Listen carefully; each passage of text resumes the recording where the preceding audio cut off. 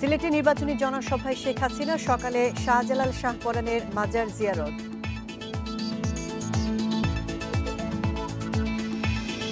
নির্বাচন কমিশনকে ছোট জগন্নাথ বললেন ফখরুল, বিএনপি নালিশ পার্টি মন্তব্য কাদেরের।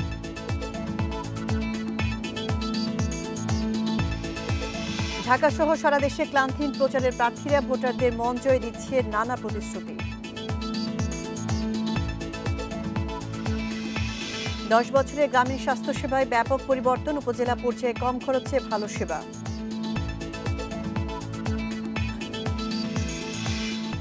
আমন্ত্রণ সমগ্র বাংলাদেশে, সাথে আছি শাহনাজ শাহরিয়ার।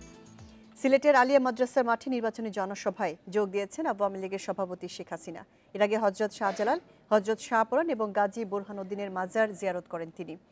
সকাল 11:15টার দিকে বাংলাদেশ বিমানের একটি বিশেষ ফ্লাইটে সিলেটের ওসমানী বিমানবন্দরে পৌঁছান শেখ হাসিনা। এরপর সরাসরি চলে যান হযরত শাহজালালের মাজারে, এরপর যান হযরত শাহপরান এবং গাজী বুরহানুদ্দিনের মাজারে। এ সময় দেশের শান্তি এবং সমৃদ্ধি কামনা করে মোনাজাত করেন তিনি। এদিকে সকাল থেকে আওয়ামী লীগের নেতাকর্মীরা জড়ো হতে থাকেন সিলেট নগরীর আলিয়া মাদ্রাসার মাঠে। বিভিন্ন এলাকা থেকে মিছিল নিয়ে যোগ দেন এবারে নির্বাচনে প্রার্থীদের কর্মী সমর্থকেরা। বিকেলে জনসভায় ভাষণ শেষে বাংলাদেশ বিমানের বিশেষ ফ্লাইটে ঢাকায় ফিরবেন আওয়ামী লীগের সভাপতি শেখ হাসিনা।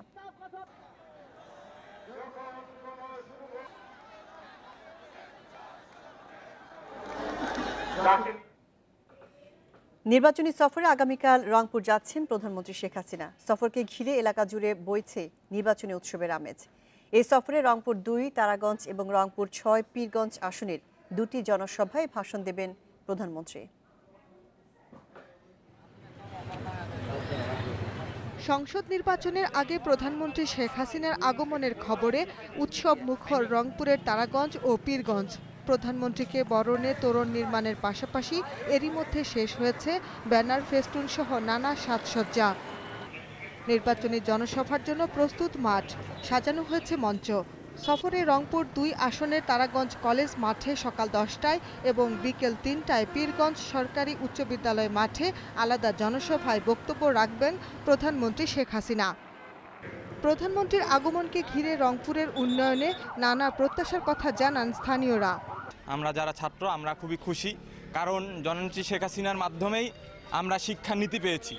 আমাদের জন্য অনেক সুযোগ করে দিয়েছেন, যেমন হচ্ছে উপবৃত্তি করে দিয়েছেন। আমরা আশাবাদী রংপুরের জনগণ, তিনি আগামী দিনে প্রধানমন্ত্রী হয়ে রংপুরের যে উন্নয়ন হচ্ছে আরও ব্যাপক উন্নয়ন হবে। জনসভায় লাখ লাখ মানুষের সমাগম হবে বলে জানান রংপুর 2 তারাগঞ্জ আসনের মহাজোট প্রার্থী আহসানুল হক চৌধুরী ডিওক। রংপুরকে বিভাগ দিয়েছেন, রংপুরকে 4 লেন রাস্তা দিয়েছেন, সিটি কর্পোরেশন দিয়েছেন, ইউনিভার্সিটি দিয়েছেন। আমার বিশেষ করে এই আসন বদরগঞ্জ তারাগঞ্জে এমন কোনো উন্নয়ন নাই যে উন্নয়নটি উনি দেন নাই। এরই মধ্যে সভাস্থল ঘিরে কয়েক স্তরে নিরাপত্তা জোরদার করেছে আইনশৃঙ্খলা বাহিনী। যে কোনো ধরনের নাশকতা ও অপ্রীতিকর ঘটনা এড়াতে টহল দিচ্ছে পুলিশ ও বিজিবির সদস্যরা।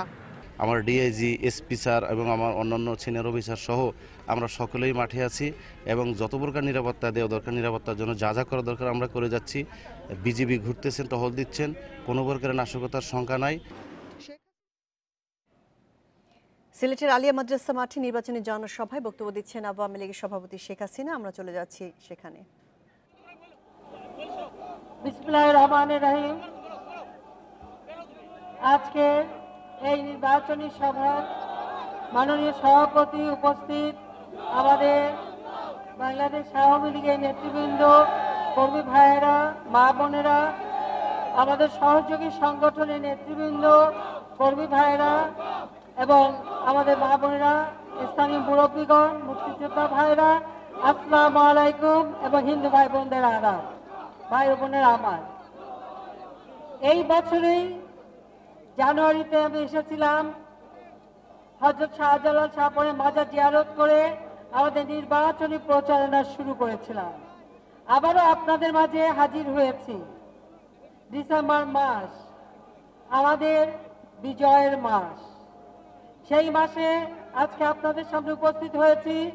আপনাদের কাছে আগামী 30শে ডিসেম্বর জাতীয় সংসদ নির্বাচন, সেই নির্বাচনে আমরা যে প্রার্থী দিয়েছি তাদের জন্য নৌকা মার্কায় ভোট চাইতে আজ আপনাদের কাছে উপস্থিত হয়েছি। ভাই বোনেরা আমার, ডিসেম্বর মাস আমি শ্রদ্ধার সাথে স্মরণ করছি সর্বকালের সর্বশ্রেষ্ঠ বাঙালি জাতির পিতা বঙ্গবন্ধু শেখ মুজিবুর রহমানকে, যার নেতৃত্বে আমরা স্বাধীন জাতি হিসেবে মর্যাদা পেয়েছি, বাংলাদেশ নামে একটি রাষ্ট্র পেয়েছি, আমরা পাসপোর্ট পেয়েছি, আমরা নিজেদের আত্মপরিচয় ঠিকানা পেয়েছি। আমি শ্রদ্ধা জানাই জাতীয় চার নেতার প্রতি, শ্রদ্ধা জানাই ৩০ লক্ষ শহীদের প্রতি, শ্রদ্ধা জানাই ২ লাখ মা বোনের প্রতি, যাদের মহান আত্মত্যাগ আমাদের স্বাধীনতা এনে দিয়েছে। স্বাধীন দেশ, জাতির পিতা মাত্র ৩.৫ বছর সময় পেয়েছিলেন। একটা রিজার্ভ মানি ছিল না, সম্পূর্ণ বিধ্বস্ত অর্থনীতি, তার উপর একটি প্রদেশ ছিল। এই একটি প্রদেশকে রাষ্ট্রে উন্নীত করা, যুদ্ধ বিধ্বস্ত দেশ গড়ে তোলা এবং দেশকে উন্নত করার পথে এগিয়ে নিয়ে জাতির পিতা বাংলাদেশকে স্বল্পোন্নত দেশ হিসাবে প্রতিষ্ঠা করে দিয়ে যান। আমাদের দুর্ভাগ্য ৭৫-এর ১৫ই আগস্ট বাঙালি জাতির জন্য সবথেকে কলঙ্কময় একটি দিন। সেই দিন জাতির পিতাকে নির্মমভাবে সপরিবারে হত্যা করা হলো। শুধু আমি, আমার ছোট বোন রেহানা বিদেশে ছিলাম বলে বেঁচে গিয়েছিলাম। আমরা হারিয়েছি বাবা মা আপনজন, কিন্তু বাংলাদেশের জনগণ হারিয়েছে তাদের সব থেকে মূল্যবান সম্পদ জাতির পিতাকে, বঙ্গবন্ধু শেখ মুজিবকে। আর তারপর থেকে শুরু হলো হত্যাকে ষড়যন্ত্রের রাজনীতি, শুরু হলো খুন, সন্ত্রাস, দুর্নীতি, কালো টাকা, জঙ্গিবাদ, মানুষের ভোটের অধিকার নিয়ে ছিনিমিনি খেলা, গণতন্ত্র হরণ করে সেই সময় সারা রাত কারফিউ দিয়ে দেশ চালানো, দেশের মানুষের সকল অধিকার কেড়ে নেওয়া হয়েছিল। আমরা সংগ্রাম করেছি, আন্দোলন করেছি, আমরা গণতন্ত্র ফিরিয়ে এনেছি। ২১ বছর পর আওয়ামী লীগ সরকার গঠন করেছে। যখন আওয়ামী লীগ সরকারে আসে, জনগণের উন্নয়ন হয়, জনগণের কল্যাণ হয়। আওয়ামী লীগ জনগণের সেবা করে। কেন করে? এই আওয়ামী লীগ সংগঠন জাতির পিতা বঙ্গবন্ধু শেখ মুজিবের হাতে গড়া সংগঠন। এই উপমহাদেশে যে কয়টি প্রবীণ সংগঠন আছে, আওয়ামী লীগ তার মধ্যে অন্যতম। সে ১৯৪৯ সালে আওয়ামী লীগ সংগঠন যখন গঠন করা হয়, তখন থেকে এই বাংলাদেশের মানুষের অধিকার নিয়ে সংগ্রাম করে যাচ্ছে। আজকেও আমাদের সামনে অনেক চ্যালেঞ্জ, যে বাংলাদেশকে আমরা গড়ে তুলতে চাই। যে সম্মান আমরা পেয়েছিলাম মুক্তিযুদ্ধে বিজয় অর্জনের মধ্য দিয়ে, সেই সম্মান নষ্ট করা হয়েছিল ওই ৭৫-এর ১৫ই আগস্ট জাতির পিতাকে নির্মমভাবে হত্যা করার পর। আমরা আজকে আবার আওয়ামী লীগ যখন সরকার এসেছে ৯৬ থেকে ২০০১, আমরা বিদ্যুৎ উৎপাদন বাড়িয়েছিলাম, কমিউনিটি ক্লিনিক করে চিকিৎসা সেবা জনগণের দরকার পৌঁছে দিয়েছিলাম, সাক্ষরতার হার বাড়িয়েছিলাম, বাংলাদেশের ভাবমূর্তি উজ্জ্বল করেছিলাম। ২০০১-এ ষড়যন্ত্র হলো, আমাদের গ্যাস বিক্রি করার মুচলেখা দিয়ে খালেদা জিয়া জামাত জোট ক্ষমতায় আসলো। বাংলাদেশের মানুষ আবার সবকিছু হারালো, সব সম্ভাবনা নস্যাৎ হয়ে গেল। একের পর এক মানুষ খুন করা, বোমা হামলা করা। ওই হবিগঞ্জে আওয়ামী লীগ সরকারের সাবেক অর্থমন্ত্রী এএসএম কিবরিয়া সাহেব সংসদ সদস্য নির্মমভাবে ওই বিএনপি তাকে হত্যা করলো শ্রমিক নেতা আসলুল্লাহ মাস্টার সংসদ সদস্যকে। আর এই বাংলাদেশে আর সিলেট বিভাগে কত মানুষ যে তারা হত্যা করেছে, পুড়িয়ে মেরেছে, অত্যাচার করেছে, জমি যে দখল করেছে, ঘর বাড়ি দখল করেছে, মানুষের সম্পদ কেড়ে নিয়েছে, লুটপাট করেছে, সারা দেশে একটা অরাজক পরিস্থিতি সৃষ্টি করেছিল। বাংলাদেশকে দুর্নীতিতে বারবার শুধু আন্তর্জাতিকভাবে দুর্নীতি দেশ হিসেবে তারা পরিচয় করিয়েছে, জঙ্গিবাদের দেশ হিসেবে পরিচয় করিয়েছে, সন্ত্রাসের দেশ হিসেবে পরিচয় করিয়েছে। বাংলাদেশের মানুষের মান, সম্মান, ইজ্জত সব শেষ করে দিয়েছিল। তাদের অপকর্মের কারণে ২০০৬ সালে এমার্জেন্সি ঘোষণা হয়, বাংলাদেশের মানুষের সব অধিকার হারিয়ে যায়। এরপর আপনারা সংগ্রাম করেছেন, এদেশের মানুষ সংগ্রাম করে আবার গণতন্ত্র উদ্ধার করে ২০০৮-এর নির্বাচনে জনগণ নৌকা মার্কায় ভোট দেয়, আওয়ামী লীগ সরকার গঠন করে ২০০৯ জানুয়ারি মাসে। ২০০৯ থেকে ২০১৮ আমরা আওয়ামী লীগ ধারাবাহিকভাবে সরকার আছে। 2014-তে নির্বাচন ঠেকানো নামে অগ্নি সন্ত্রাস করে জীবন্ত মানুষগুলিকে আগুন দিয়ে পুড়িয়ে পুড়িয়ে হত্যা করেছিল ওই বিএনপি জামাত জোট। তারা মানুষ পোড়ানো, খুন করা, মানি লন্ডারিং করা, অস্ত্র চোরাকারবারি, দুর্নীতি এছাড়া আর কিছুই যায় না। তার উপর এতিমের অর্থ আত্মসাৎ করেছে। এই এতিমের অর্থ আত্মসাৎ করে তার বিরুদ্ধে মামলা দিয়েছিল ওই কেয়ারটেকার সরকার, খালেদা জিয়ার প্রিয় ব্যক্তিরা, যার ফলে আজকে সে সাজাপ্রাপ্ত। তার বিরুদ্ধে কিন্তু আওয়ামী লীগ মামলা দেয়নি, আমি দেয়নি, দিয়েছে তারই প্রিয় ব্যক্তিত্ব, তারই নির্বাচিত রাষ্ট্রপতি, তারই নির্বাচিত সেনাপ্রধান, তারই নির্বাচিত যে তত্ত্বাবধায়ক সরকার প্রধান উপদেষ্টা, তারাই মামলা দিয়েছে। আর সেই মামলা 10 বছর ধরে চলে, তাকে আজকে শাস্তি দিয়েছে। 21শে আগস্ট গ্রেনেড হামলা করে আমাকে হত্যার চেষ্টা করা হয়েছিল, আওয়ামী লীগের সকল নেতাকে হত্যার চেষ্টা করেছিল তারা। আইবি রহমান সহ 22 জনকে আমরা হারাই, 2 জন মানে ব্যক্তিকে আমরা কেউ চিনে না। এই 24 জন নিহত হয়। প্রায় 500-র কাছাকাছি আমাদের নেতাকর্মী স্প্লিনটা নিয়ে কষ্ট করে বেঁচে আছে, মানবিত জীবন যাপন করছে। সেই মামলায় সাজাপ্রাপ্ত হয়েছে তারেক জিয়া। মানুষ খুন করার অপরাধে সাজাপ্রাপ্ত, মানি লন্ডারিং এর জন্য সাজাপ্রাপ্ত, 10টা অস্ত্র চোরাকারবারিতে সাজাপ্রাপ্ত আসামি আজকে ফিউজিটিভ হয়ে বিদেশের মাটিতে বসে দেশের ভিতরে ষড়যন্ত্র করছে। আওয়ামী লীগ সরকার থাকলে জনগণের কল্যাণ হয়, আওয়ামী লীগ সরকার থাকলে মানুষের ভাগ্যের পরিবর্তন হয়। আজকে মানুষের মাথা পিছু আয় বৃদ্ধি পেয়েছে। দারিদ্রের হার বিএনপির আমলে যা ছিল 40 ভাগ, আজকে 21 ভাগে নেমে এসেছে। আজকে আমাদের প্রবৃদ্ধি আমরা 7.86 ভাগে উন্নীত করতে পেরেছি। সারা বিশ্বে আজকে অর্থনৈতিকভাবে বাংলাদেশ একটা মর্যাদা পেয়েছে।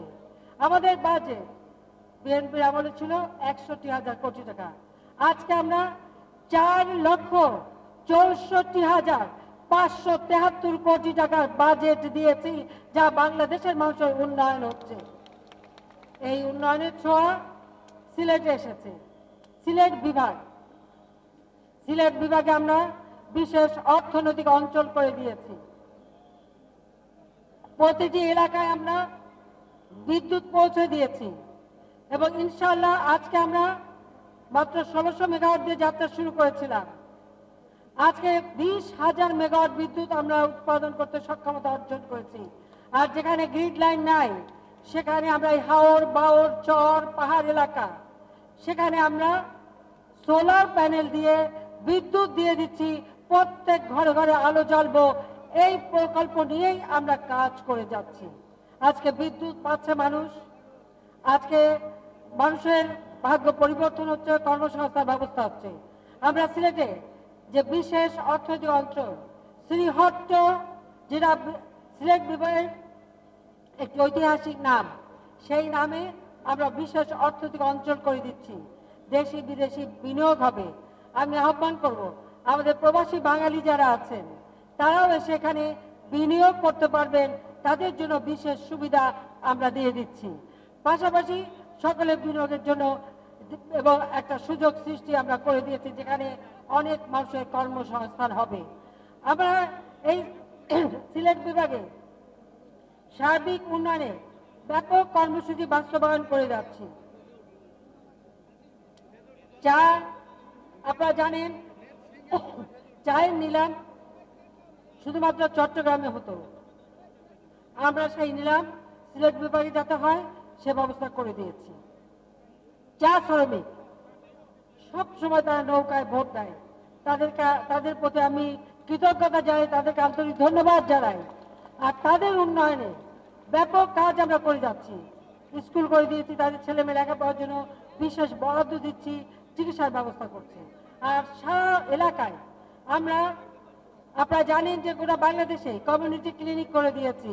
কমিউনিটি ক্লিনিক এবং ইউনিয়ন স্বাস্থ্য কেন্দ্র, যে স্বাস্থ্যকেন্দ্র জাতির পিতা শুরু করেছিলেন, তার মাধ্যমে 30 প্রকারের ঔষধ বিনা পয়সায় আমরা দিচ্ছি। বা বোনেরা বাড়ির কাছে হেঁটে যে চিকিৎসা নিতে পারেন, সেই ব্যবস্থা আমরা করে দিয়েছি। সিলেটের যোগাযোগ ব্যবস্থা উন্নয়নের জন্য পুল, ব্রিজ, রাস্তাঘাট ব্যাপকভাবে করে দিচ্ছি। আমি জানুয়ারিতে যখন এসেছিলাম আমি বহু প্রকল্প উদ্বোধন করেছিলাম, অনেক প্রকল্প আবার ভিত্তিপ্রস্তর স্থাপন করে দিয়েছিলাম। এই সিলেটে আমরা মেডিকেল বিশ্ববিদ্যালয় তৈরি করে দিয়েছি, যা গোটা সিলেট বিভাগের জন্য কাজে লাগবে। আমরা এই অঞ্চলে প্রাইভেট অথবা সরকারি সিলেটের যে সিলেট, মৌলভীবাজার, হবিগঞ্জ, সুনামগঞ্জ প্রত্যেকটা জেলায় যাতে বিশ্ববিদ্যালয় হয়, সরকারি বা বেসরকারিভাবে বিশ্ববিদ্যালয় নির্মাণের আমরা ব্যবস্থা নিয়েছি। ঢাকা সিলেট যোগাযোগ, আমরা ঢাকা সিলেট 4 লেনের রাস্তা নির্মাণের প্রকল্প গ্রহণ করেছি। ইনশাআল্লাহ সে কাজও আমরা দ্রুত শুরু করব। এই এলাকায় যেহেতু এটা একটা ডিভিশন হয়েছে, আমরা নতুন ডিভিশনের জন্য যা যা স্থাপনা দরকার সেগুলো আমরা নির্মাণ করে দিচ্ছি। সিলেট বিভাগ আমরা দিয়েছি, সেই বিভাগের সব প্রয়োজনীয় অবকাঠামো আমরা নির্মাণ করে দিচ্ছি, যাতে এই সিলেটটা একটা আলাদা বিভাগ হিসেবে আরো উন্নত হতে পারে সেই ব্যবস্থা করছি। এবং আপনারা জানেন এই সিলেটে প্রথম আন্তর্জাতিক বিমান বন্দর আওয়ামী লীগ সরকার করে দিয়েছিল, যখন 96 সালে আমি সরকারে আসি তখন করে দিয়েছি। এখন লন্ডন থেকে সরাসরি বিমান সিলেটে আসে। বিমান একেবারে ঝরঝরে অবস্থা ছিল, আমরা সেখানে ইতিমধ্যেই 6খানা বিমান কিনেছি, 2খানা ড্রিম লাইনার কিনে দিয়েছি, আরো 5খানা বিমান আসবে, যে বিমানের মাধ্যমে কমিউটিং করতে পারবেন, কমিউটিং সিস্টেম করতে পারবে, সেই ব্যবস্থা আমরা করে দিচ্ছি। আর এই বিমানবন্দরটা আরো উন্নয়নের কাজ ইতিমধ্যে আমরা শুরু করেছি। এই সিলেটে জলবদ্ধতা যাতে না হয়, ড্রেনগুলি উন্নয়ন থেকে শুরু করে সুপেয় পানির ব্যবস্থা, পয় নিষ্কাশনের ব্যবস্থা, বিভিন্ন প্রকল্প আমরা কাজ করে যাচ্ছি।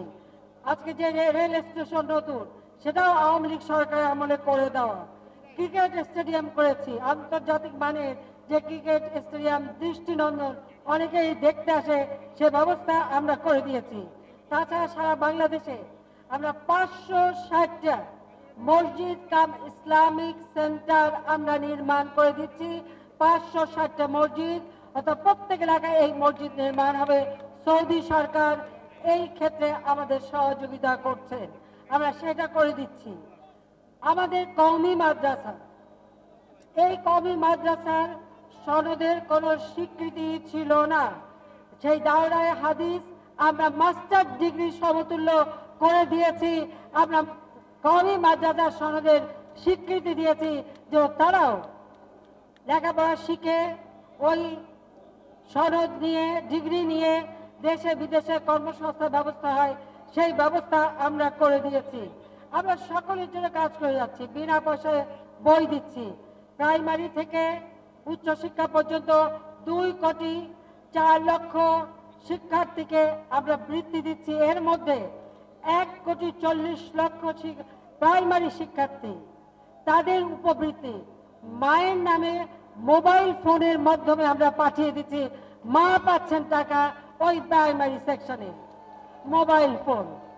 আপনারা জানেন 96 সালে সরকার এসে দেখি একটা মোবাইল ফোন কিনতে সেই যুগে লাগতো 1,30,000 টাকা। সেই 1,30,000 টাকা মানে আজকের টাকা না, তখনকার 1 লক্ষ টাকা প্রায় এখন 3-4 লাখ টাকার সমান। সেই 1,30,000 টাকা লাগতো একটা মোবাইল ফোন। আর যদি আপনি ফোন করেন, ফোন করলে পার মিনিট 10 টাকা, ফোন ধরলেও পার মিনিট 10 টাকা। এই ছিল অবস্থা। কারণ কি? কারণ আর কিছুই না, বিএনপি সরকারের এক মন্ত্রী ব্যবসা করত, তার মনোপলি ব্যবসা। আমি 96 সালে সরকার এসে সেই মনোপলি ভেঙে দিয়ে আমি বেসরকারি খাতে মোবাইল ফোন উন্মুক্ত করে দিই। আজকে সকলের হাতে মোবাইল ফোন আছে না? আপনাদের হাতে মোবাইল ফোন আছে? আজকে সারা দেশে ইন্টারনেট সার্ভিস আমরা চালু করেছি, ব্রডব্যান্ড চালু করে দিয়েছি। আজকে আমরা স্যাটেলাইট বঙ্গবন্ধু 1 উৎক্ষেপণ করেছি। আজকে এই মোবাইল ফোনের মাধ্যমে আরো কথা আছে, শুনে নেন। এই মোবাইল ফোন হাতে ধরে এখন দৃশ্যটা দেখতে পারেন। এই মোবাইল ফোন হাতে ধরে আত্মীয় স্বজনের সঙ্গে কথা বলতে পারেন। এই মোবাইল ফোন দিয়ে সব করতে পারেন, কারণ আজকে মোবাইল ফোন আমরা 2G থেকে 3G, 3G থেকে 4G তে চলে এসেছি। ইনশাআল্লাহ আগামীতে 5G তে আমরা চলে যাব, আর উন্নত মানের আমরা স্মার্ট ডিভাইস তৈরি করব, ডিজিটাল ডিভাইস তৈরি করব। আমরা হাইটেক পার্ক করে দিচ্ছি, কর্মসংস্থানের ব্যবস্থার জন্য ট্রেনিং এর ব্যবস্থা করেছি, মাল্টিমিডিয়া ক্লাসরুম করে দিচ্ছি, আধুনিক প্রযুক্তি শিক্ষা দিচ্ছে আমাদের ছেলে মেয়েদের, যে তারা উচ্চ শিক্ষা পায়। আমাদের তরুণ প্রজন্ম, তাদের যেমন আমরা ট্রেনিং দিচ্ছি, কর্মসংস্থানের ব্যবস্থাও করে দিচ্ছি, আবার উচ্চ শিক্ষার ব্যবস্থাও করে দিচ্ছি, যাতে তারা লেখাপড়া শিখে অথবা ট্রেনিং নিয়ে নিজেরা কাজ করতে পারে। মাত্র 2% সার্ভিস চার্জে কর্মসংস্থান ব্যাংক থেকে ঋণ নিয়ে 2 লক্ষ টাকা বিনা জামানতে দিতে পারেন, নিজেরা ছোটখাটো ব্যবসা করতে পারেন, আরো 10 জনের চাকরি দিতে পারেন, সেই ব্যবস্থা করে দিয়েছি। একটি বাড়ি একটি খামার প্রকল্পের মাধ্যমে প্রত্যেকটা বাড়ি 1 ইঞ্চি জমি যেন অনাবাদি না থাকে, চাষবাস করে তা উৎপাদন করার ব্যবস্থা করেছি। হাওড় অঞ্চল, এই হাওড় অঞ্চলের সার্বিক উন্নয়নের জন্য ব্যাপক কর্মসূচি আমরা নিচ্ছি। টাঙ্গরা হাওড়ে পর্যটন কেন্দ্র আমরা নির্মাণ করে দিচ্ছি। হাওড়বাসী তাদের ওখানে যেন শুধু ফসল না, সাথে সাথে মাছের চাষ বা হাঁস মুরগি পালন থেকে শুরু করে বহুমুখী কর্ম পরিকল্পনা আমরা নিয়েছি। ওই অঞ্চলের মানুষের জন্য বিকল্প কর্মের ব্যবস্থা হয়, এবং সেই সাথে এই মাছ, তরকারি, সবজি সেগুলি প্রক্রিয়াজাত শিল্প যাতে গড়ে ওঠে, সেই ব্যবস্থাও আমরা নিতে যাচ্ছি। আমরা বেসরকারি খাতকেও উৎসাহিত করছি, প্রণোদনা দিচ্ছি, তার জন্য বিনিয়োগ করতে পারে। আমরা এইভাবে প্রত্যেকটা মানুষের উন্নয়নের জন্য কাজ করে যাচ্ছি। আমরা রেল আলাদা মন্ত্রণালয় করে রেল যোগাযোগ ব্যাপকভাবে বৃদ্ধি করার বাস্তবায়ন করে যাচ্ছি। আমরা নির্বাচনী ইশতেহার দিয়েছি, যে ইশতেহারে আমাদের আগামী দিনে বাংলাদেশকে নিয়ে কি পরিকল্পনা, সেই পরিকল্পনার কথা আমরা সেখানে বলেছি। সেই সাথে সাথে আমাদের তরুণ সমাজ, তারুণ্যই শক্তি, আর তরুণরাই আনবে বাংলাদেশের সমৃদ্ধি। আমরা সেই স্লোগান নিয়েছি যে তরুণ সমাজে মেধা, শক্তি, মনন কাজে লাগিয়ে বাংলাদেশকে আমরা উন্নত সমৃদ্ধ দেশ হিসেবে গড়ে তুলতে চাই। সেই লক্ষ্য নিয়েই আমরা কাজ করে যাচ্ছি। আমরা প্রত্যেকটা নদী ড্রেজিং করার জন্য ইতিমধ্যে পদক্ষেপ নিয়েছি, কারণ এই সিলেট বিভাগে বিভিন্ন নদী প্রায় বন্যা হয়, নদী ভাঙন হয়। নদী ভাঙন হাত থেকে মানুষকে রক্ষা করা, নদীগুলি ড্রেজিং করে নাব্যতা ফিরিয়ে আনা, আর এই নদী পথে পণ্য পরিবহন এখান থেকে যেন একবারে পোর্ট পর্যন্ত চলে যায়, চট্টগ্রাম পোর্ট, মংলা পোর্ট, পায়রা পোর্ট পর্যন্ত যেতে পারে, সেই পরিকল্পনাও আমরা হাতে নিয়েছি। সমগ্র বাংলাদেশের উন্নয়নের সাথে সাথে সিলেট, হবিগঞ্জ, মৌলভীবাজার, সুনামগঞ্জ এই 4টা জেলার সার্বিক উন্নয়নে ব্যাপক কর্মসূচি আমরা হাতে নিয়েছি। ইনশাআল্লাহ আগামীতে যদি সরকারে আসতে পারি, এই কর্মসূচিগুলি বাস্তবায়ন হবে। এই অঞ্চলে মানুষের কর্মসংস্থান হবে, দারিদ্র্য বলে কিছু থাকবে না, মানুষ সুন্দরভাবে জীবন যাপন করবে। আমরা সেই লক্ষ্য নিয়ে কাজ করে যাচ্ছি। আমরা চাই নৌকা মার্কা। আপনারা জানেন এই নৌকা হচ্ছে মানুষের বিপদের বন্ধু। সেই নূহ নবীর আমলে মহাপ্লাবন থেকে মানব জাতিকে রক্ষা করেছিল নূহ নবীর নৌকা। এই নৌকায় ভোট দিয়ে বাংলাদেশের জনগণ পেয়েছে স্বাধীনতা, পেয়েছে মাতৃভাষায় কথা বলার অধিকার। এই নৌকায় ভোট দিয়ে আজকে আমরা 20,000 মেগাওয়াট বিদ্যুৎ উৎপাদন করে 93% মানুষকে বিদ্যুৎ দিতে পেরেছি। ইনশাআল্লাহ 2021 সালের মধ্যে প্রত্যেকটা ঘরে ঘরে আমরা আলো জ্বালবো, কোনো ঘর অন্ধকার থাকবে না। এই নৌকায় ভোট দিয়েই দেশের উন্নয়ন হচ্ছে। যেখানে বাংলাদেশকে একটা ভিক্ষুকের দেশে পরিণত করেছিল, ভিক্ষুক জাতি হিসেবে বাঙালি জাতি পরিচিত হতো। বিদেশে গেলে বাংলাদেশ শুনলেই মানুষ বলতো কি, বাংলাদেশ মানে দুর্ভিক্ষ, বাংলাদেশ মানে ঘূর্ণিঝড়, বাংলাদেশ মানে জলোচ্ছ্বাস, বাংলাদেশ মানে ভিক্ষা চাওয়া। আজকে আল্লাহর রহমতে সে কথা কেউ বলে না। আজকে বলে বাংলাদেশ মানে উন্নয়ন, বাংলাদেশ মানে উন্নয়নের রোল মডেল, বাংলাদেশ মানে অর্থনৈতিক প্রবৃদ্ধি। বাংলাদেশ আজকে মর্যাদা পেয়েছে। এই মর্যাদা 2009 সাল থেকে 2018 সাল এই সময়ের মধ্যে দিন রাত অক্লান্ত পরিশ্রম করে আজকে আপনাদের জন্য সেই মর্যাদা আমরা বয়ে এনেছি। আমাদের মা বোনেরা আজকে অধিকার পাচ্ছেন জীবনের সব জায়গায়, তারা তাদের পদচারণা। আমাদের প্রতিটি ক্ষেত্রে আজকে মা বোনদের স্থান আছে, সকলে আজকে সমান সুযোগ পাচ্ছেন, স্কুলে স্কুলে লেখাপড়া শিখছে। আমরা ছেলে মেয়েদের লেখাপড়ার জন্য সুযোগ করে দিয়েছি। কাজে এই দেশকে আমরা গড়ে তুলতে চাই উন্নত সমৃদ্ধ সোনার বাংলাদেশ হিসেবে। জাতির পিতা জাতির পিতা আমাদের স্বাধীনতা দিয়ে গেছেন। স্বাধীন জাতি হিসেবে আমরা চাই একটা মর্যাদাশীল জাতি হিসেবে বিশ্বে আমরা মাথা উঁচু করে চলবো, কারো কাছে মাথা নিচু করে নয়। আপনারা জানেন পদ্মা সেতু নিয়ে ওয়ার্ল্ড ব্যাংক দুর্নীতির অভিযোগ এনেছিল। আমি চ্যালেঞ্জ দিয়েছিলাম, কারণ আমি দুর্নীতি করতে আসিনি, আমি বাংলাদেশের মানুষের ভাগ্য পরিবর্তন করতে এসেছি। নিজের ভাগ্য না, নিজের ভাগ্য না, বাংলাদেশের মানুষের ভাগ্য করে দেব। বাংলাদেশের প্রতিটি নাগরিক সুন্দর জীবন পাবে, সেটাই ছিল লক্ষ্য। সেই চ্যালেঞ্জ দিয়ে এটা প্রমাণ হয়েছে যে যে অভিযোগ ওয়ার্ল্ড ব্যাংক এনেছিল সব ভুয়া বানোয়া। বলেছিলাম ওয়ার্ল্ড ব্যাংকের টাকা লাগবে না, নিজের টাকায় পদ্মা সেতু করবো, আল্লাহর রহমতে নিজের অর্থে পদ্মা সেতু করছি। এই একটা সিদ্ধান্ত সারা বিশ্বে বাংলাদেশের ভাবমূর্তি পরিবর্তন করে অনেক উচ্চ আসনে নিয়ে গেছে। সেই উচ্চ আসনটা ধরে রাখতে হবে। সেটা ধরে রাখতে হলে কি করতে হবে, সেটাই হচ্ছে প্রশ্ন।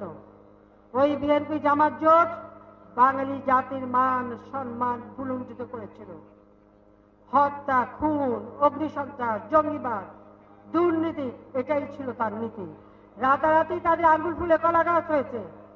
আজকে নির্বাচনে নমিনেশন দেবে, এই আস্তে চুপ, স্লোগান পড়ে। নির্বাচনে তারা কি করেছে, এক এক সিটে 4-5 জন করে নমিনেশন দিয়েছে। দেবার পরে কি করেছে, এক একটা সিট অকশনে দিয়েছে। অকশন, যে যত টাকা দেবে সে নমিনেশন পাবে। আর এই অকশনে দিতে যে তাদের ছাড়াবার অবস্থা, এখন তাদের সম্পূর্ণ ছাড়াবার অবস্থা, কেউই তাদের বিশ্বাস করে না। আপনারা জানেন যেই সিলেটে ইনাম চৌধুরী সাহেব তিনি আওয়ামী লীগে যোগদান করেছে, আমি তাকে স্বাগত জানাই।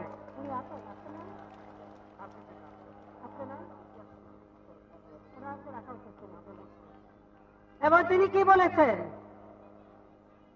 এক একজনের কাছে টাকা চাই, দিতে না পারলে নমিনেশন না, দিতে পারলে নমিনেশন আছে। একজন যদি 1 কোটি দেয় তার একজন 2 কোটি দেয়, একজন যদি 2 কোটি দেয় তার একজন দেয় 5 কোটি। কেউ 5 কোটির জায়গায় যদি 5.5 কোটি দেয়, 5 কোটি বাদ, 5.5 কোটি আসো। এইভাবে তারা, আপনারা বলেন এরা কি রাজনীতি করে? রাজনীতি করে না। ওই লন্ডনে বসে বসে নাটাই ঘুরায় যে একজন সাজাপ্রাপ্ত আসামি, আল্লাহ যদি দিন দেয়, ওই সাজাপ্রাপ্ত আসামি ধরে নিয়েছে বাংলাদেশে তার বিচারের রায় কার্যকর করব। বাংলাদেশের মানুষের ভাগ্য নিয়ে খেলতে দেব না। এই বাংলাদেশ সারা বিশ্বে যে সম্মান অর্জন করেছে, এই সম্মান নিয়ে এগিয়ে যাবে। বাংলাদেশের মানুষ আজকে বিদেশে গেলে সম্মান পায়, সেই সম্মান নষ্ট হতে দেওয়া যাবে না। তাহলে কি করতে হবে? একটাই কাজ করতে হবে। সিলেটবাসীর কাছে আমি আবারও এসেছি। কেন এসেছি? আমি আপনাদের কাছে নৌকা মার্কায় ভোট চাই, নৌকায় ভোট দিয়ে আমাদের প্রার্থীকে জয়যুক্ত করবেন, সেই আশায় আপনাদের কাছে এসেছি। আমি শুধু নৌকা মার্কা না, আমরা মহাজোট করেছি, এখানে আমাদের মহাজোটেরও প্রার্থী আছে। আমি আপনাদের সামনে আমার প্রার্থীদের পরিচয় করাবো। এই প্রার্থী সিলেট, হবিগঞ্জ, মৌলভীবাজার, সুনামগঞ্জের সব প্রার্থীকে এখন আমি আপনাদের সামনে পরিচয় করিয়ে দিচ্ছি, যেখানে আওয়ামী লীগ আছে, মহাজোট আছে, সবাইকে আমি পরিচয় করে দেব। সিলেট 1, সিলেট 1-এ আমাদের প্রার্থী হলো একে আব্দুল মোমেন সাহেব। এই যে মোমেন সাহেব, আমি ওনাকে দীর্ঘদিন ধরে চিনি, অত্যন্ত নিবেদিত প্রাণ। সিলেট 2, এখানে আমরা মহাজোট প্রার্থী দিয়েছি। মহাজোট প্রার্থী মোহাম্মদ ইয়াহিয়া চৌধুরী, যদিও তার মার্কায় লাঙ্গল, তবু আপনারা একটু লাঙ্গল মার্কায় ভোট দিয়ে তাকে জয়যুক্ত করে দেবেন। সিলেট 3, মাহমুদুস সামাদ চৌধুরী, নৌকা মার্কা, বারবার তাকে ভোট দিয়ে জয়যুক্ত করেছেন, আবারও ভোট দিয়ে জয়যুক্ত করবেন। সিলেট 4, ইমরান আহমেদ। ইমরান আহমেদ কই চলে গেছে, কোথায়? পরিচয় করে দিচ্ছে আবার। এই যে ইমরান আহমেদ যতবার দাঁড়িয়েছে নৌকায় ভোট দিয়ে জয়যুক্ত করেছেন, তাকে আবার আপনারা ভোট দিয়ে জয়যুক্ত করবেন।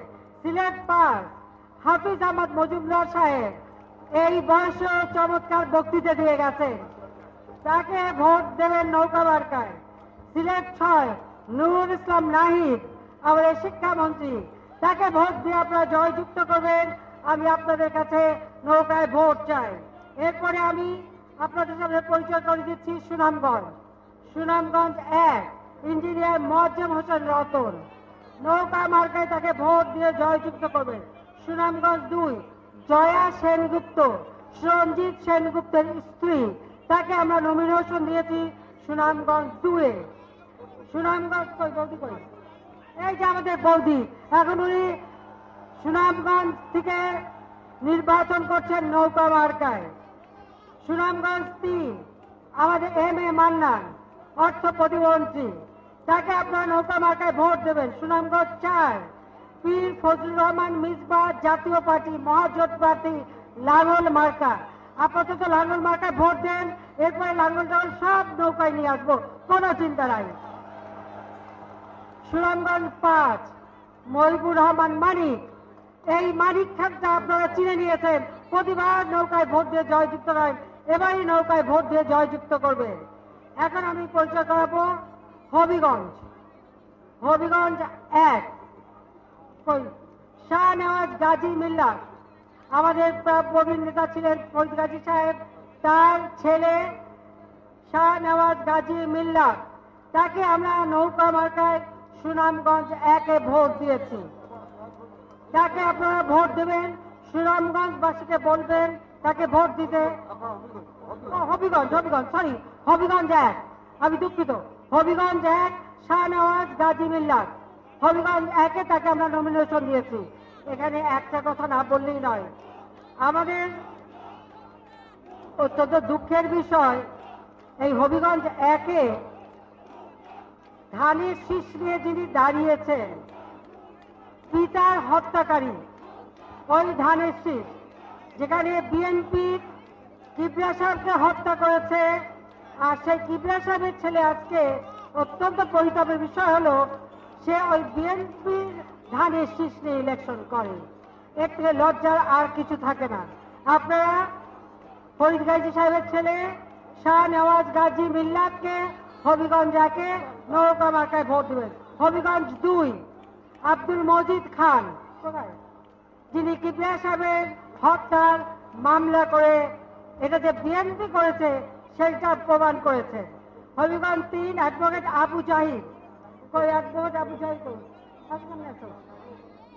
অ্যাডভোকেট আবু জাহিদ, হবিগঞ্জ 3, নৌকা মার্কায় তাকে ভোট দেবে হবিগঞ্জবাসী। হবিগঞ্জ 4, মাহবুব আলী, মাহবুব আলী আমার পাশে, গতবারও তাকে ভোট দিয়ে জয়যুক্ত হয়েছে, এবারও ভোট দিয়ে মাহবুব আলীকে হবিগঞ্জ 4-এ জয়যুক্ত করবে। এবার আমি মৌলভীবাজার পরিচয় করে দিচ্ছি। মৌলভীবাজার 1, মৌলভীবাজার 1, শাহাবুদ্দিন, কোথায় শাহাবুদ্দিন? এই শাহাবুদ্দিনের কপালে কাটা দাগ, এই বিএনপি তাকে কুপিয়েছিল হত্যার জন্য, কোন মতে জীবনে বেঁচে গিয়েছিল। তারপর থেকে মৌলভীবাজার 1-এ এই শাহাবুদ্দিনকে সবসময় মৌলভীবাজারবাসী ভোট দিয়ে জয়যুক্ত করে, আগামীতে ভোট দেবে আমি সেই আশা করি। মৌলভীবাজার 2, এস.এম. শাহিন, এবার ধানের শীষের লোক চলে আসছে নৌকায়, আমি বললাম না নৌকায় তুলে নেব, নৌকায় তুলে নিয়েছি। মৌলভীবাজার 2 কুলাউড়া, সেখান থেকে আজকে এম শাহিন, তিনি আমাদের মহাজোট প্রার্থী, নৌকা মার্কায় ভোট করবে, তাকে ভোট দেওয়ার জন্য আমি অনুরোধ জানাচ্ছি। বিকল্প ধারার প্রার্থী। মৌলভীবাজার 3 নেসার আহমেদ, কোথায় নেসার আহমেদ? এই যে মৌলভীবাজার 3 নেসার আহমেদ, তাকে আমরা নৌকা মার্কায় ভোট দেওয়ার জন্য মৌলভীবাজারবাসীর কাছে আমি আবেদন জানাচ্ছি। অত্যন্ত নিবেদিত প্রাণ, সৎ একজন মানুষ। মৌলভীবাজার 4 উপত্যকা MA শহীদ, কই বারবার নির্বাচিত হয়, চিফ হুইপ ছিল, বারবার একটা নির্বাচন, 6 বার নির্বাচিত, তাকেও নৌকা মার্কায় ভোট দেওয়ার জন্য আমি আহ্বান জানাই। আমি সিলেট বিভাগে সকল প্রার্থীকে, আমি এই সিলেট যেহেতু মানে একটা কেন্দ্র জায়গা, সেখান থেকে পরিচয় করে দিলাম, আপনাদের কাছে আবেদন থাকবে। আপনারা যারা এখানে হবিগঞ্জ, মৌলভীবাজার, সুনামগঞ্জ এবং সিলেটের অন্যান্য অঞ্চল, প্রত্যেকটা কনস্টিটিউয়েন্সি যারা আছেন, তাদের কাছে আমার এই আবেদনটা পৌঁছে দেবেন যে আমি এসেছি, সব জায়গায় যাওয়া সম্ভব হলো না, কিন্তু আপনাদের কাছে এই নিবেদনটা রেখে যাই। আগামী 30 ডিসেম্বর নির্বাচন, এই নির্বাচনে আমরা নৌকা মার্কায় ভোট চাই, কারণ নৌকা মার্কে উন্নয়ন। আর ধানের শীষ মার্কার মানে কি? ধানের শীষ মার্কা মানে হলো দুর্নীতি, সন্ত্রাস, জঙ্গিবাদ, অগ্নিসন্ত্রাস। ওরা যেন আর স্বাধীনতা বিরোধী যুদ্ধাপরাধীদের যারা নমিনেশন দিয়েছে, যে যুদ্ধাপরাধীদের বিচার করে আমরা শাস্তি দিয়েছি, তাদেরকে আজকে তারা কাছে টেনে নিয়ে নির্বাচনে অংশীদার হয়েছে। এরা বাংলাদেশের ক্ষমতা আসা মানে দেশকে ধ্বংস করবে, দেশের সকল অর্জন নস্যাৎ করে দেবে, কারণ এরা স্বাধীনতায় বিশ্বাস করে না। তাই নৌকা মার্কায় আমরা ভোট চাই। আপনারা বলেন নৌকায় ভোট দেবেন, নৌকা ভোট দেবেন। আমি আপনাদের প্রতি কৃতজ্ঞতা জানাই, আপনাদেরকে আন্তরিক ধন্যবাদ জানাই।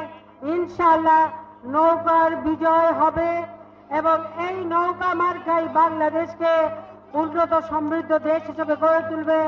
2020 সালে জাতির পিতার জন্ম শতবার্ষিকী উদযাপন করব, 2021 সালে স্বাধীনতার সুবর্ণ জয়ন্তী, 2041 সালে বাংলাদেশ হবে উন্নত সমৃদ্ধ দেশ, 2071 সালে স্বাধীনতার শতবার্ষিকী উদযাপন করব, 2100 সাল। আমরা 2100 সালের মধ্যে ডেল্টা প্ল্যান করে বাংলাদেশ বিশ্বের সবথেকে উন্নত দেশ হবে। সেই উন্নয়নের ধারা অব্যাহত রাখতে নৌকা মার্কায় ভোট চেয়ে আবারও বিদায় নিচ্ছি। আবার দেখা হবে। খোদা হাফেজ। জয় বাংলা, জয় বঙ্গবন্ধু, বাংলাদেশ চিরজীবী হোক। তিনি আরো বলেন, 92,000 মামলা আর 25 লাখ মানুষকে আসামি করা হয়েছে। এরপরও ভোটের পরিবেশ সুষ্ঠু থাকার দাবি হাস্যকর বলে মন্তব্য করেছেন ফখরুল। নির্বাচন কমিশন আমাদের দেশে এক কথা আছে, ছোট জগন্নাথ, ঢাল নাই, কিচ্ছু নাই, কিছুই করতে পারে না। কিছু বললে চুপচাপ অসহায়ের মতো তাকিয়ে থাকে। বন্ধুগণ, এই নির্বাচন কমিশন দিয়ে কখনোই নির্বাচন সুষ্ঠু হতে পারে না, আমরা আগেই বলেছি। বিএনপি এখন নালিশ পার্টি, ইসি ও বিদেশিদের কাছে নালিশ দিতেই তারা ব্যস্ত মন্তব্য করেছেন আওয়ামী লীগের সাধারণ সম্পাদক ওবায়দুল কাদের। দুপুরে নোয়াখালীর কবিরহাটে নির্বাচনী পথসভায় এ মন্তব্য করেন তিনি। বিএনপি নেতা কর্মীরা দলে দলে আওয়ামী লীগে যোগ দিচ্ছে বলেও জানিয়েছেন ওবায়দুল কাদের। বিএনপি এখন সম্বল হলো বিদেশিদের কাছে নালিশ। কারণ নির্বাচন কমিশন একটা পেয়েছে, প্রতিদিন নির্বাচন কমিশনে আর কোন পার্টি না যায়, বিএনপি আছে। নির্বাচনের বাকি আর মাত্র 1 সপ্তাহ। তীব্র শীতের মধ্যেও উত্তাপ ছড়াচ্ছে নির্বাচন। ভোটারদের দাঁড়ে দাঁড়ে ঘুরছেন প্রার্থী সমর্থকেরা। প্রচারে বাধা নিয়ে চলছে পাল্টাপাল্টি অভিযোগ। গোপালগঞ্জের কোটালীপাড়া ও টুঙ্গিপাড়ায় আওয়ামী লীগ সভাপতি শেখ হাসিনার পক্ষে গণসংযোগ করেছেন নেতাকর্মীরা। ভোটারদের মাঝে আওয়ামী লীগের উন্নয়নের চিত্র তুলে ধরে লিফলেট বিতরণ করেছেন তারা। ফরিদপুরের ভাঙ্গা সদরপুর আসনে নির্বাচনের উত্তাপ কিছুটা ভিন্ন। বর্তমান এমপি ও স্বতন্ত্র প্রার্থী মুজিবুর রহমান নিক্সন চৌধুরীর মুখোমুখি আওয়ামী লীগের প্রেসিডিয়াম সদস্য কাজী জাফর উল্লাহ। দুজনের পাল্টাপাল্টি অভিযোগের মধ্যেই চলছে ভোটের প্রচার। স্বতন্ত্র এমপি প্রার্থী আছে, সে কিন্তু একজন জঙ্গি এক কথা চলে, কারণ প্রত্যেকটা জায়গায় আমাদের ইতিমধ্যেই 9টা ক্যাম্প সে আক্রমণ করেছে, ভেঙেছে, গুলি চালিয়েছে। আমার অপোনেন্ট যে আছেন উনি ইতিমধ্যে জেনে গেছেন যে ওনার ভরাডুবি হবেন এবং বিপুল ভোটে উনি পরাজিত হবেন। জনগণ আমার পক্ষে। উনি গায়ের উপরে উঠেই গন্ডগোল এবং আমার নেতাকর্মীদের মিথ্যা মামলা দেওয়ার জন্য চেষ্টা করছেন। টঙ্গী ও গাজীপুর সদর আসনে আওয়ামী লীগ প্রার্থী জাহিদ হাসান রাসেল কর্মী সমর্থকদের নিয়ে বেশ সরব থাকলেও দেখা যাচ্ছে না তার প্রতিদ্বন্দ্বী বিএনপির সালাউদ্দিন সরকারকে। গ্রেপ্তার আতঙ্কে থাকায় নেতাকর্মীরা প্রচারে আসছে না বলে অভিযোগ করেন তিনি। খুলনায় জমজমাট প্রচারের মাঝেও থেমে নেই পাল্টাপাল্টি অভিযোগ। আওয়ামী লীগ ও বিএনপি প্রার্থীরা সংবাদ সম্মেলন করে তুলে ধরেন তাদের বক্তব্য। যখনই আপনাদের সামনে আমরা হাজির হই তখনই দেখি আমাদের উপর নির্যাতনের মাত্রা আরো বেড়ে যায়। সাংবাদিক সম্মেলন করার উদ্দেশ্যে বাসা থেকে রওনা দিলাম, দেখলাম আমার বাসার চারিপাশ দিয়ে ঘিরে ফেলা হয়েছে। ধানের শীষ প্রতীকের প্রার্থী অভিযোগ করেছে আমার দলীয় নেতা কর্মীরা নাকি তাদের কার্যালয় ভাঙচুর করেছে, দখল করেছে। আমি বিনয়ের সঙ্গে বলছি, এ পর্যন্ত এমন কোনো ঘটনা ঘটেনি। জোর প্রচার চলছে ময়মনসিংহের ঈশ্বরগঞ্জে মহাজোট প্রার্থীর। জাতীয় পার্টির প্রেসিডিয়াম সদস্য ফখরুল ইমাম লাঙল প্রতীক নিয়ে লড়ছেন ধানের শীষের প্রার্থী গণফোরামের খালেকুজ্জামানের বিরুদ্ধে। বরিশালে নির্বাচনী প্রচারের ফাঁকে একত্রে ভোটারদের মুখোমুখি হন প্রার্থীরা। এলাকার উন্নয়নে প্রতিশ্রুতি দেন তারা। শান্তিপূর্ণ ভোট গ্রহণের দাবি তাদের সকলের। স্বচ্ছ, অবাধ, নিরপেক্ষ নির্বাচন করার জন্য জনগণের মুখোমুখি হওয়া জনপ্রতিনিধি অত্যন্ত একটা গুরুত্বপূর্ণ দায়িত্ব। ভোট হচ্ছে মানুষের ব্যক্তিগত অধিকার এবং সাংবিধানিক অধিকার। এদিকে বগুড়ায় রিটার্নিং কর্মকর্তার সাথে বৈঠকে নানা অভিযোগ তুলে ধরেন প্রার্থীরা। ভোট কেন্দ্রে নাশকতার আশঙ্কার কথাও জানান তারা। Zahidul Bashar, Independent News desk. সাতক্ষীরায় প্রার্থীর পক্ষে ভোট চাওয়ার অভিযোগে কলারোয়া থানার ভারপ্রাপ্ত কর্মকর্তা মারুফ আহমেদকে প্রত্যাহার করা হয়েছে। সকালে তাকে সাতক্ষীরা পুলিশ লাইনে সংযুক্ত করা হয়। জেলা রিটার্নিং কর্মকর্তা এস.এ. মোস্তফা কামাল জানিয়েছেন, সরকারি কর্মকর্তা হিসেবে তিনি কোনো দলের পক্ষে ভোট চাইতে পারেন না। এই অভিযোগে তাকে প্রত্যাহার করা হয়েছে। 20 ডিসেম্বর বিকেলে কলারোয়া উপজেলার GKMK পাইলট স্কুলের মাঠে এক অনুষ্ঠানে নৌকা প্রতীকে ভোট চান ওসি মারুফ হোসেন।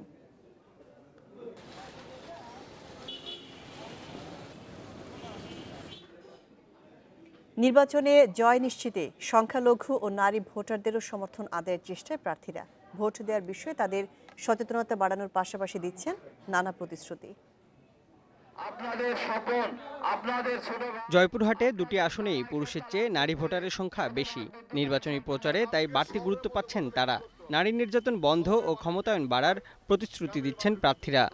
এই এলাকায় আমরা 1.5 লক্ষ নারীর কর্মসংস্থানের সৃষ্টি করব, যাতে নারী আয় করতে পারেন, নিজের পায়ে দাঁড়াতে পারেন। নারীদের প্রতি কোনো বৈষম্য, নারীদের উপরে অত্যাচার, নারীদের বেতন স্কেলে কম দেওয়া, এগুলো ক্ষেত্রে প্রয়োজনীয় ব্যবস্থা গ্রহণ করবে ইনশাআল্লাহ।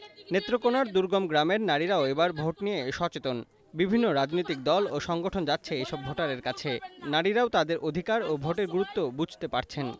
যে জায়গা কইছে এই জায়গাতে আমরা ভোট দিছি। ভোটটা এত মূল্যবান আমরা তো আগে বুঝতাম না। এখন আমরা ভোটটা নিজে সঠিকভাবে সুন্দর করে দিব। চাঁপাইনবাবগঞ্জ 2 আসনে আদিবাসী ভোটার প্রায় 23,000। ভূমি দখল সহ বিভিন্ন নিপীড়ন বন্ধের দাবি এসব ভোটারের। শ্মশান দখল করার চেষ্টা করছে, আমাদের লোকজনকে অনেক মারপিট করেছে, আমরা অনেক রক্তাক্ত হয়েছি। ভূমি দখল সহ বিভিন্ন প্রকার যারা নির্যাতন চালায় তাদের বিরুদ্ধে কঠোর হস্তে আমি আইনগত ব্যবস্থা নিব এবং সামাজিক প্রতিরোধ গড়ে তুলব।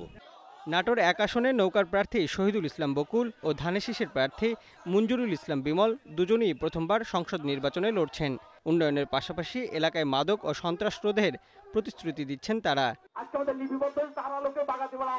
Mostafizur Rahman, Independent News Desk. কিশোরগঞ্জে জাতীয় নির্বাচনে আচরণ বিধি ও করণীয় সম্পর্কে সাংবাদিকদের সঙ্গে মতবিনিময় করেছেন জেলা রিটার্নিং কর্মকর্তা। সকালে জেলা প্রশাসকের সম্মেলন কক্ষে এই সভা অনুষ্ঠিত হয়। জেলা প্রশাসক ও রিটার্নিং কর্মকর্তা সারোয়ার মোর্শেদ চৌধুরীর সভাপতিত্বে সভায় বিভিন্ন প্রিন্ট ও ইলেকট্রনিক মিডিয়ার সাংবাদিকরা অংশ নেন। সভায় রিটার্নিং কর্মকর্তা নির্বাচনের সাংবাদিকদের করণীয় বিভিন্ন দিক নিয়ে আলোচনা করেন। এ সময় তিনি বলেন, নির্বাচনের পরিবেশ এখন পর্যন্ত প্রশাসনের নিয়ন্ত্রণে রয়েছে। সবার সহযোগিতায় শান্তিপূর্ণভাবে ভোট গ্রহণ সম্পন্ন হবে। এজন্য সাংবাদিকদের পর্যবেক্ষক হিসেবে তাদের দায়িত্ব যথাযথভাবে পালনের আহ্বান জানিয়েছেন তিনি।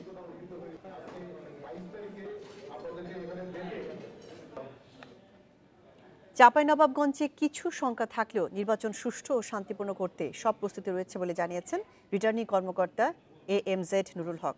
সকালে জেলা প্রশাসকের কার্যালয়ে সাংবাদিকদের সঙ্গে মতবিনিময় সভায় তিনি এই কথা বলেন। সভায় রিটার্নিং কর্মকর্তা আরও বলেন, এখন পর্যন্ত চাঁপাইনবাবগঞ্জে নির্বাচনের সুষ্ঠু পরিবেশ রয়েছে। প্রার্থীরা আচরণ বিধি মানছে কিনা তা নিবিড়ভাবে পর্যবেক্ষণ করা হচ্ছে। এ পর্যন্ত বিভিন্ন প্রার্থীর কাছ থেকে ৪৪,০০০ টাকা জরিমানা আদায় করা হয়েছে। মতবিনিময় সভায় স্থানীয় সরকার বিভাগের উপপরিচালক ডক্টর চিত্রলেখা নাজনীন, সহকারী রিটার্নিং কর্মকর্তা আলমগীর হোসেন সহ স্থানীয় গণমাধ্যম কর্মীরা উপস্থিত ছিলেন।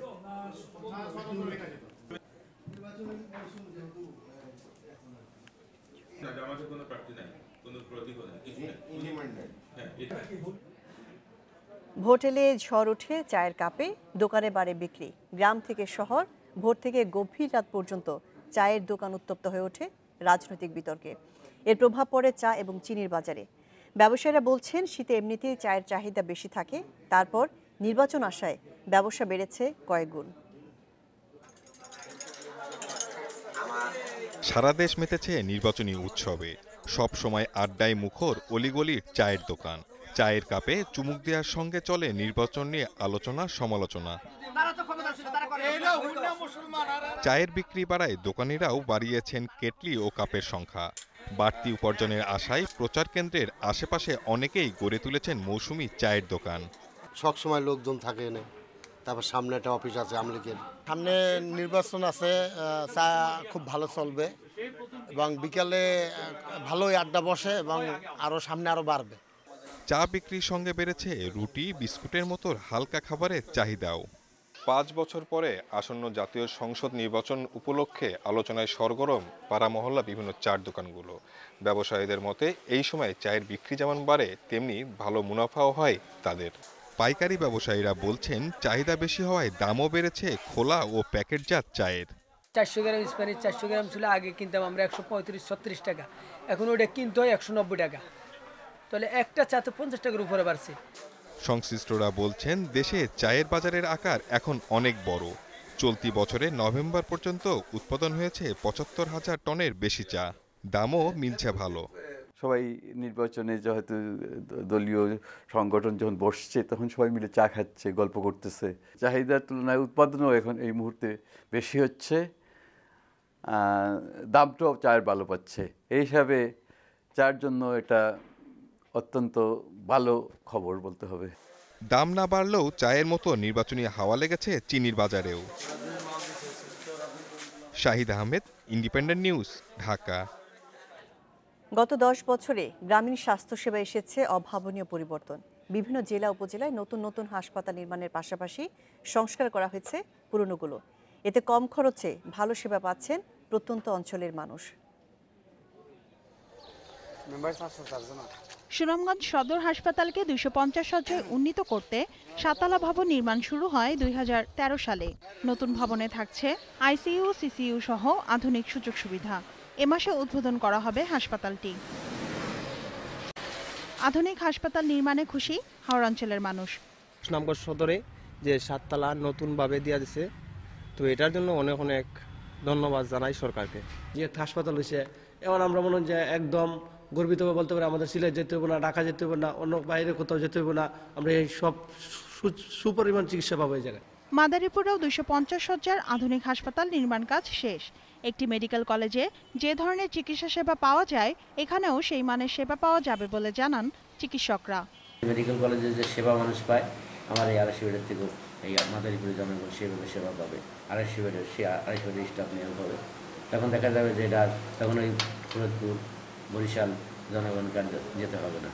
ঠাকুরগাঁওয়েও স্বাস্থ্য অবকাঠামো বাড়ানোর পাশাপাশি দক্ষ জনবল তৈরি এবং চিকিৎসা সরঞ্জামাদি ও ওষুধ সরবরাহ বাড়ানো হয়েছে বহুগুণ। জেলার 53টি ইউনিয়নে পরিবার পরিকল্পনা সহ 143টি কমিউনিটি ক্লিনিক একটি মা ও শিশু কল্যাণ কেন্দ্র ও 4টি উপজেলা স্বাস্থ্য কমপ্লেক্সে স্বাস্থ্যসেবা পাচ্ছে সাধারণ মানুষ। শানিলা সরকার, ইন্ডিপেন্ডেন্ট নিউজ ডেস্ক। সমগ্র বাংলাদেশ শেষ করার আগে শিরোনামগুলো জানিয়ে দিচ্ছে আরেকবার। প্রার্থিতা নিলামে তুলেছে বিএনপি, বললেন শেখ হাসিনা। নৌকায় ভোট চাইলেন সিলেটবাসী। নির্বাচন কমিশনকে ছোট জগন্নাথ, বললেন ফখরুল। বিএনপি নালিশ পার্টি, মন্তব্য কাদেরের।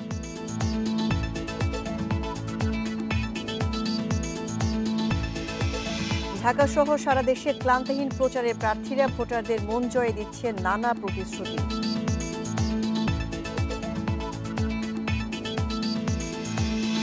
10 বছরে গ্রামীণ স্বাস্থ্যসেবায় ব্যাপক পরিবর্তন, উপজেলা পর্যায়ে কম খরচে ভালো সেবা।